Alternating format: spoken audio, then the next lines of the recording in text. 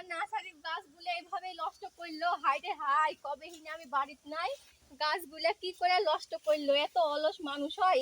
এই গাছগুলো বান দিয়ে দিলে কত সুন্দর শসা হইলো নি, বাজারে বিক্রি করে তো হাট বাজারের টাকাটা তো হইলো নি। কি সুন্দর গাছে ইয়ে আসিছে, ফুল আসিছে, আর এই বান দেয়নি। এগুলেন কি অবস্থা। এত অলস মানুষ হইলে মানে ভাত খাবে কিভাবে। হ্যাঁ, সংকট করিছে। এগুলেন কি অবস্থা। এগুলেন ফুল ফুটেছে, একটাও সময় আসেনি কো। বান না দিলে কি এগুলেন হয়। খালি আজকে বাড়িতে আসুক, কি যা করা লাগে তাই করবো।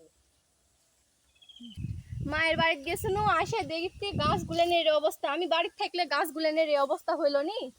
অলসে আসুক আজকে, অলসে যা করা লাগে তাই করবো। এগুলেন কোনটি নিয়ে আসে, এগুলেন টাকা কোনটি নিয়ে আসে। এগুলেন না করলে কিভাবে, এগুলেন গাছগুলেন কি করে কি হবে।